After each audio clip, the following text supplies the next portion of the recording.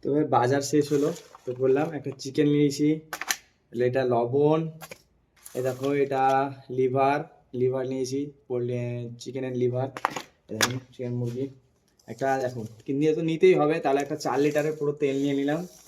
এই দেখো, তারপরে তোমার এই যে মশলাগুলো আমি বাড়ি থেকে নিয়ে আসলে পারতাম, কিন্তু আমি নিয়ে আসিনি, অনেক বড় ভুল করেছি। এই দেখো মশলা, এটা হচ্ছে তোমার জিরা গুঁড়ো, এটা হলুদ গুঁড়ো, তারপরে আর এক পিস আলু আছে, 2 পিস আলু আছে, এটা আর একটা মশলা আছে, এটা মরিচের গুঁড়ো আছে, তারপরে তোমার আর কি কি নিলাম, একটা রুটির কিছু নিয়ে নিলাম, সেই রুটির কিছু নিলাম একটা, তারপরে তোমার আছে টমেটো নিয়েছি, মরিচ নিয়েছি, অল্প অল্প, ছোট্ট ভাই একা সংসার, একার মতো নিয়েছি, একটা টমেটো মরিচ নিলাম।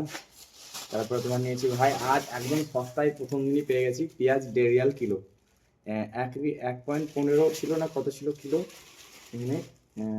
এই পেঁয়াজটা পুরোটা আমার 4.5 রিয়াল, 4.65 পড়েছে, ঠিক আছে।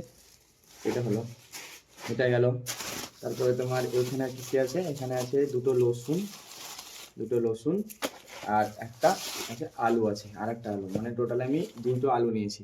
আমি বুঝতে পারছি না, এটা আমার খুব জোর হলে 15 থেকে 20 দিন চলে যাবে, সমস্যা নেই। আমি অল্প অল্প করে রান্না বান্না করে খাওয়া দাওয়া করবো, তো আমার এটা চলে যাবে। তো বাজার হলো কমপ্লিট, আমাকে কোম্পানি 200 রিয়াল দিয়েছিল, সেখানে আমার খরচা হলো 164 রিয়াল, এটাই খরচা হলো। আর যাওয়া আসাতে 10 রিয়াল, 10 রিয়াল করে 20 রিয়াল ট্যাক্সি ভাড়া। তো ভাই আমার 184 রিয়াল শেষ, কোম্পানি দিয়েছিল, বাড়ি থেকে যে টাকাটা নিয়েছিলাম সেই টাকাটা থাকলো।